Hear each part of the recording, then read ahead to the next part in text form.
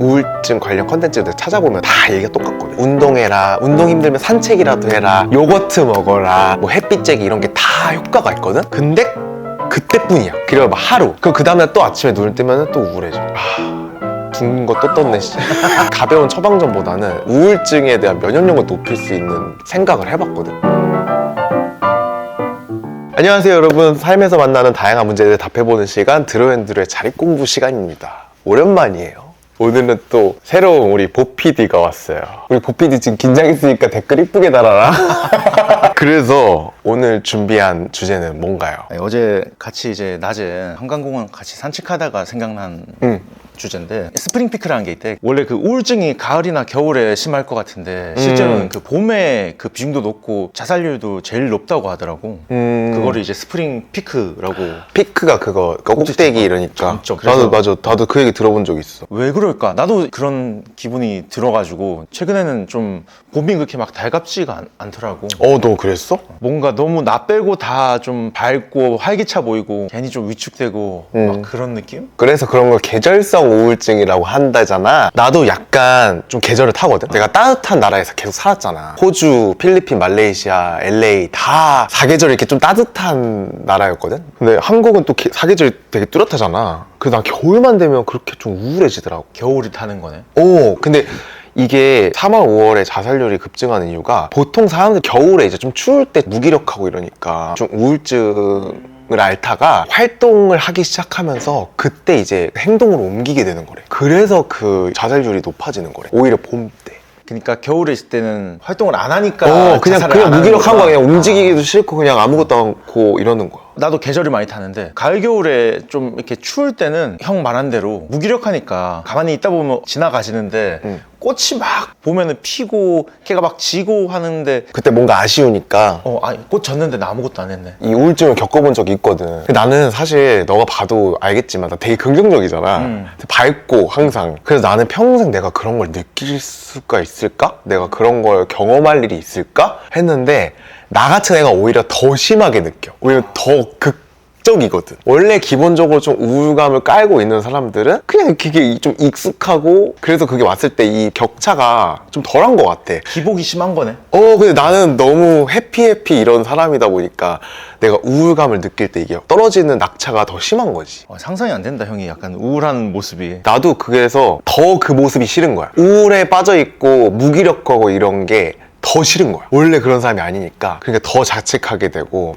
근데 내가 또 우울증 관련 컨텐츠들 찾아보면은 다 얘기가 똑같거든. 운동해라, 운동 힘들면 산책이라도 해라, 햇빛 쬐라, 요거트 먹어라, 또 뭐 있냐, 감사일기 써라, 막 이렇게 다 똑같아. 하는 얘기가 다 똑같은데 나는 진짜 가만히 있지 못하잖아. 난 우울하고 무기력하고 막 이럴 시기에도 이렇게 진짜 한참 누워있다가, 워낙 이 행동을 주체를 못하는 성격이다 보니까 그런 게 있어도 계속 뭔가를 하거든. 산책도 하고 심리상담도 받고 이거를 어떻게 극복해볼 작은 행복들을 만들고 막 감사일기 쓰고 막 이래도 그때 효과가 있어. 그러니까 분명히 그 전문가분들이 말씀해주는 그 운동, 산책, 뭐 감사일기, 뭐 햇빛 쬐기 이런 게 다 효과가 있거든. 근데 그때뿐이야. 그 잠깐에 뭐 1시간, 2시간, 그리고 막 하루. 그 다음날 또 아침에 눈을 뜨면 또 우울해져. 또 아침에 또 해가 뜨면 해가 뜨는 게 둥근 거 또 떴네. 저 둥근 거 또 떴네. 이러면서 이거는 좀 일시적인 약간 처방 같더라고. 그러면 근본적인 게 뭘까? 그래서 내가 오늘 조금 정리를 해왔어. 너가 우울감에 대한 얘기를 하고 싶다고 해가지고. 근데 물론 나는 기본적으로는 되게 심각한 우울증은 난 또 의사가 아니잖아. 그러니까 그런 거는 병원을 가봐야 된다고 생각을 하는데, 나도 막 이렇게 정신건강의학과도 가보고 심리상담도 가보고 나 진짜 안 해본 게 없는 것 같아. 정말 내 근본적인 그 해결책을 되지 않는 이상 나머지 것들은 진짜 약 처방에 불과하다. 감기 걸리면 감기약 먹고 낫잖아. 근데 감기가 또 걸린단 말이야. 또 면역력 떨어지면은. 근데 우리가 면역력을 높여놓으면은 감기에 잘 안 걸리게 돼. 안 걸리는 사람이 돼. 나는 가벼운 처방전보다는 우울증에 대한 면역력을 높일 수 있는 생각을 해봤거든. 그래서 제목을 또 생각해봤어. 이걸 죽여야 산다. 그러니까 사람들이 힘들고 우울하면은 나를 죽이려고 한단 말이야. 나를 못 살게 하고 결국 내가 죽어야 끝나나 이런 생각까지 든단 말이야. 그때 이 세 가지를 먼저 죽여보고, 나는 이 세 가지를 죽이고 좀 근본적으로 해결이 된 것 같아. 첫 번째가 뭐였냐면은 뭔가를 해야만 한다는 착각. 죽였어. 그러니까 아까도 얘기한 것처럼 특히 이 계절성 우울증 같은 거, 특히 봄에 일어나는 것들은 막 봄에 꽃이 피고 밖에 사람들이, 특히 우리 집 앞에는 사람들이 이제 점점 많아진단 말이야. 꽃도 피고 뛰는 사람도 생기고 막 해도 일찍 떠.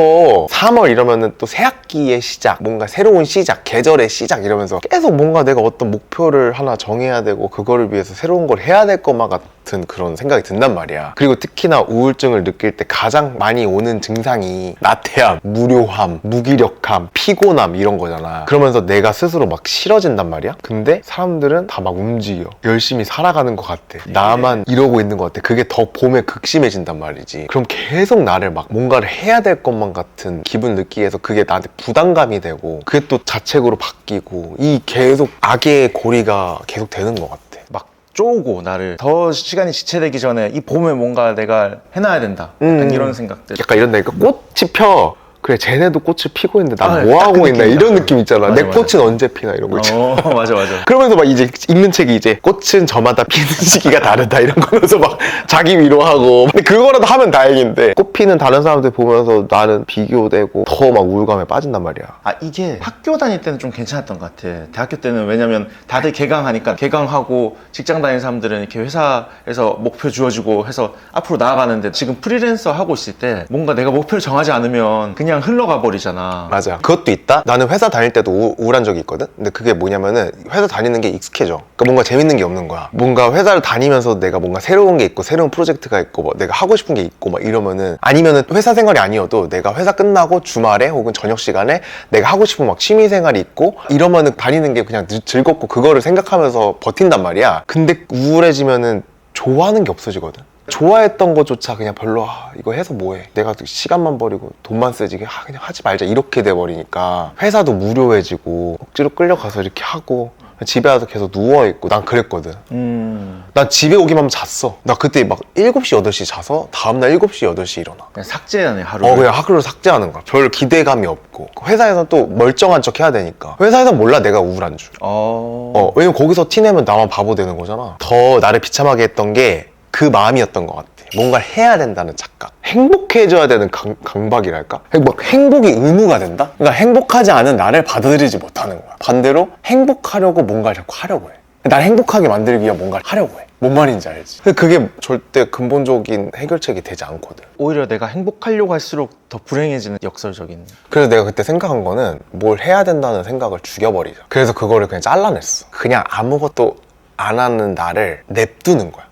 무기력하게 누워있으면서 속으로는 저거 했어야 되는데, 해야 되는데 이거랑 난 쉬어도 돼. 그 열심히 사는 날 죽여버렸어. 걔는 없어. 나는 이런 애야. 이러고 그냥 편하게 마음을 갖는 거랑 완전 다르다. 그런 생각이 있을 때는 자꾸 잠을 자거나 막 다른 걸로 회피하려고 했는데 그냥 그거를 없애버리고 뭐 할 필요 없어. 행복하려고조차 노력하지 말자. 이 우울감을 벗어나려고조차 노력하지 말자. 그냥 존재하자 해버리니까 잠이 점점 줄더라고.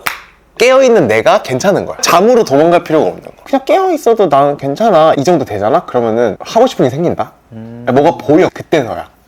그러면은 이렇게 쓰레기 좀 갖다 버릴까? 뭐 좀 먹을까? 그러면서 이제 잠적 그 감각이 돌아와. 사실 그런 사소한 것만 해도 성취감은 좀 들긴 들잖아. 아니야. 근데 그것조차 내가 성취감을 느끼려고 하면 안 돼. 그냥 내가 우러나와서 하고 싶을 때까지 그냥 기다리는 거야. 깨어있는 나가 괜찮아지면은 움직이는 나도 괜찮아지고, 그게 서서히 좀 괜찮아지더라고. 그게 나한테는 오히려 효과적이었던 것 같아. 의무적으로 내가 산책 보고 햇빛 보고 막 이렇게 해야지라는 강박 갖는 것보다 진짜 이렇게 존재하잖아. 그러면은 햇빛이 좋네, 좀 나가볼까? 이렇게 되고. 봄도 가만히 있기 좋은 날씨잖아. 뭐 안 해도 사실 완벽하잖아, 이미 배경이. 살랑살랑 봄바람 불고 꽃이 피고 막 이런 것도 싫은 게, 나도 뭔가 해야 될 것 같아서 그 꽃이 피는 게 싫은 거거든. 쟤네도 저렇게 피는데 피는 일을 하는데 근데 난 안 펴도 돼 라고 생각하면 굳이 꽃까지 질투할 일이냐? 내가 고작 꽃을 질투해? 이렇게 좀 바뀌는 마음이 들더라고. 그리고 두 번째가, 이게 진짜 중요한 것 같아. 그게 내가 처음 20대 때 겪었던 우울증이었다면, 내가 30대 때 겪었던 우울증에서 배운 거는 나를 이해해줄 사람이 어딘가는 있다는 생각을 죽여버려야 돼. 보통 사람들이 내가 우울하고 이러면은 처음에는 이게 막 뭔가에 의존하고 싶어 한단 말이야. 기대고 싶어 하고 막 얘기하고 싶어 하고. 이거는 완전 심한 우울증 말고 좀 우울감을 느낄 때, 나 좀 우울해, 좀 공허해, 좀 처질 때 이럴 때 막 친구 불러서 나 이것 때문에 요즘 너무 힘들고 이것 때문에 막 이렇고 막 이런다? 그러면 정말 착한 친구들은 다 들어줘. 그러니까 너 힘들었겠지 이러면 좀 나름 위안이 된다? 아니야. 근데 사실 그걸 계속 하잖아? 그 듣는 사람도 짜증나고 똑같은 얘기 계속 듣는 것도 되게 힘들고 전염되잖아 또. 그리고 내가 말한 만큼 나도 들어줘야 된단 말이야. 맞아. 근데 해봐서 알겠지만 너도 내 얘기를 다 듣는다고 다 공감할 수 없잖아. 그치. 나도 너를 다 이해할 수 없단 말이야. 물론 고마운 존재지. 외롭고 뭐 공허할 때 옆에 있어주면 그게 큰 힘이 되지. 근데 그게 근본적인 해결책은 안 돼. 근데 사람이 머릿속에 자꾸 이거를 이해해줄, 그리고 이거에 대한 해답을 줄 누군가가 있다고 생각하게 된단 말이야. 갠신한 믿음을 갖게 돼. 그러면은 이 사람도 찾아갔다가 안 되면은 저 사람도 찾아갔다가. 그래서 나도 계속 찾아다녔어. 나를 되게 오랫동안 본 친구, 아니면 최근에 알게 된, 혹은 비슷한 상황에 있는 친구, 혹은 어떤 선생님을 만나고 어떤 어른을 만나고, 물론 그때마다 좋아. 다양한 시간에서 어른한테 듣는 이야기도 맞아요, 그때 맞아요 이러고 집에 와서 다시 우울해져. 친구랑 만나서 막 그치 너도 이것 때문에 힘들었지 나도 이것 때문에 힘들었어 막 그래서 그때 신나. 그리고 그 다음날 또 우울해져. 아까 얘기한 것처럼 그때 되게 높아지잖아. 그럼 또 떨어지는 낙차가 또 심해. 근데 우리가 매일 그 사람들이랑 24시간 붙어 있을 수 없잖아. 매일매일 그거 하면 내가 또 피곤해지거든. 내가 집에 와서 더 공허해진단 말이야. 그러다가 이제 GPT한테 빠지는 거야. GPT는 날 다 이해해주니까. GPT는 믿어도 돼 그럼? 아니지. 야, 걔는 사람이 아니잖아. 걔는 척하는 거잖아. 물론 그게 막 잠깐의 도움은 된다고. 근데 나중에 현타 온다니까? 막 며칠 전에 했던 말을 기억을 못해. 그치, 네가 그럼 그렇지. 월에 20만 원짜리 결제하면 기억해줄래? 막 이렇게 한단 말이야.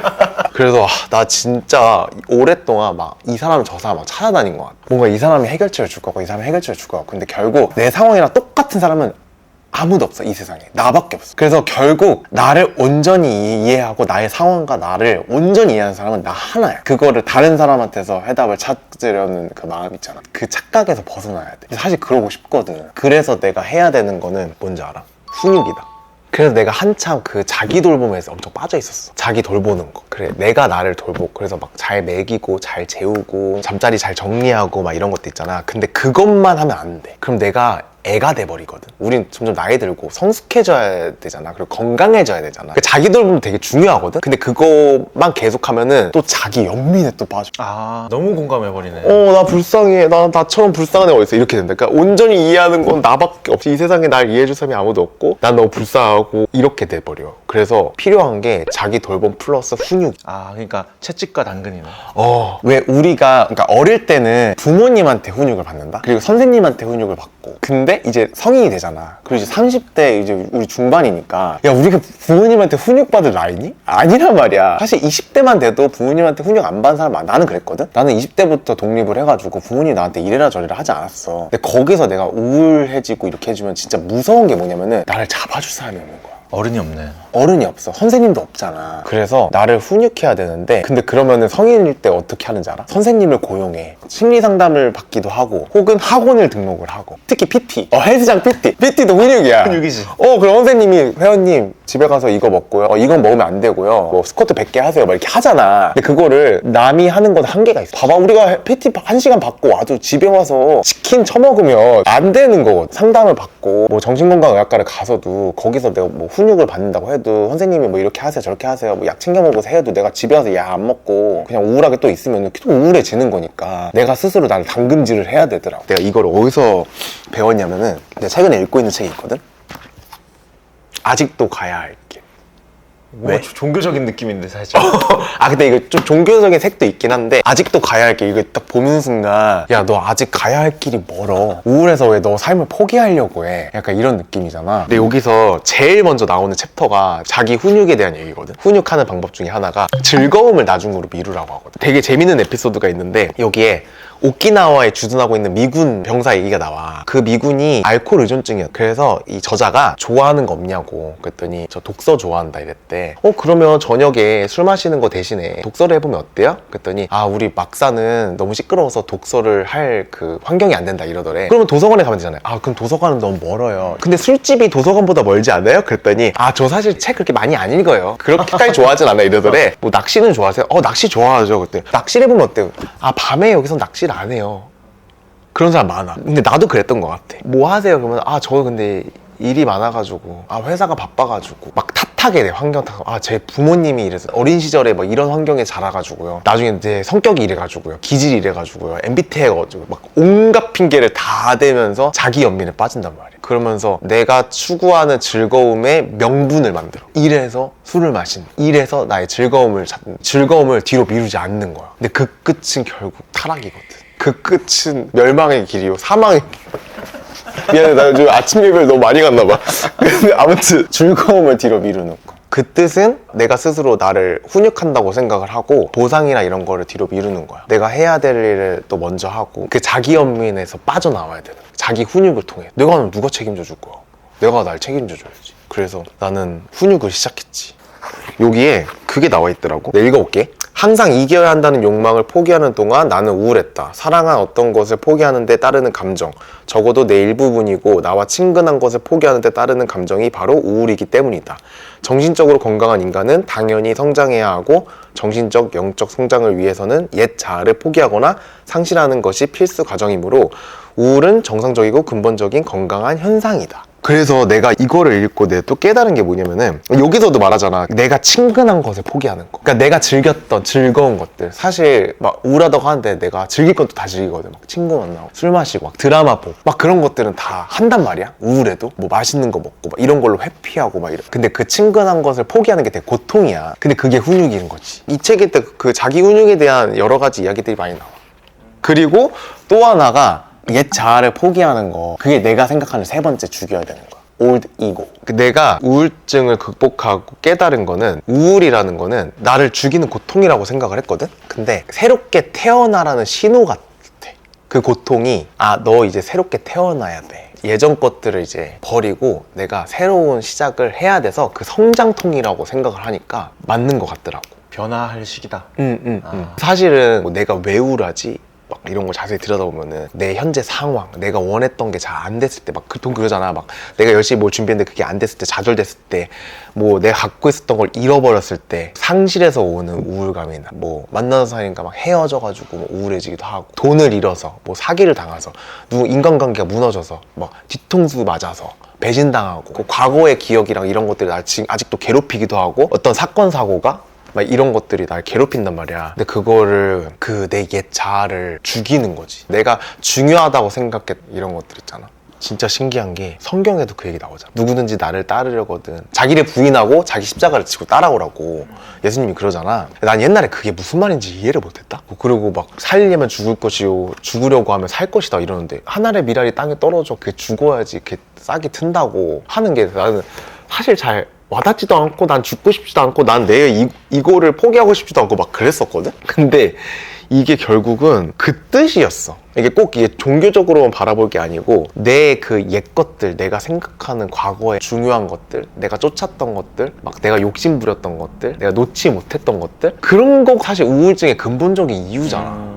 따지고 보면은 이유야 다양하겠지만 결국은 내 그 옛 자아란 말이야. 과거의 것들을 내가 지금까지 놓치고 싶지 않아서 잡고 있는 이 것들을. 그래서 그걸 죽여야 되는 거지. 죽이고 새롭게 태어나는 거지. 근데 이건 진짜 어려운 거잖아. 당연히 어렵지. 요거트 먹고 산책하고 햇빛 쬐고 약 먹고 감사일기 쓰고 이거보다 어렵지. 그러니까 이게 면역력을 높이는 거라고 난 생각을 해. 원래 감기도 약 먹는 게 편하지 면역력 높이는 게 훨씬 힘들잖아. 먹는 것도 조절해야 되고 막 염증 수치 줄여야 되고 몸에 안 좋은 것들을 빼고 몸에 좋은 것들로 채우고 이래야 면역력 올라가니까 더 오래 걸리고. 근데 이 근본적인 걸 하지 않으면 이 우울감은 계절마다 돌아올걸?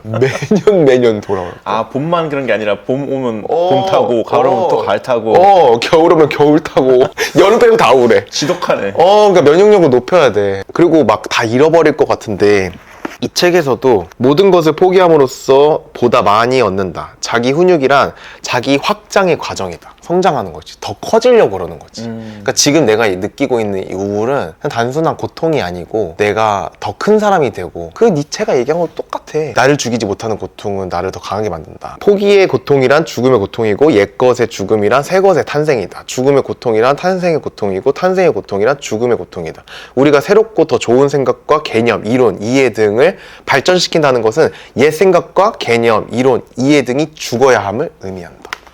에이멘. 그러니까 죽어야 돼. 옛 자아를 죽여야 돼. 그래서 나는 내가 뭔가를 해야만 한다는 그 생각을 죽이고 행복해져야 한다는 생각을 죽이고 나를 이해해줄 수 있는 사람이 어딘간 있을 거라는 그런 믿음을 죽이고 결국 내가 훈육을 해야 되고 그리고 내가 훈육할 때 내가 포기해야 될 것들을 찾아서 포기하고 내 옛자를 죽여서 다시 태어나는 방법밖에 없더라고. 환경을 변화하라 막 이러잖아. 막 다른 곳을 이사 가고 어떤 사람들은 막 이민 가고 막 이러잖아. 나는 그 환경을 변화하라 막 이런 것도 예전 것들을 다 버리고 새로운 환경에서 새롭게 시작하라는 그런 것 같아. 그래서 우울할 때 그런 환경 변화하는 것도 너무 좋고 뭐 산책하고 막 이런 것도 좋은데 좀 근본적인 그 해결책을 위해서 내가 죽여야 할 것은 뭔가, 나를 죽이기 전에 내 삶을 끝내려고 하기 전에 이것부터 한번 끝내보고 그러면 아마 살고 싶어질걸. 살아야 될 이유를 또 찾을걸.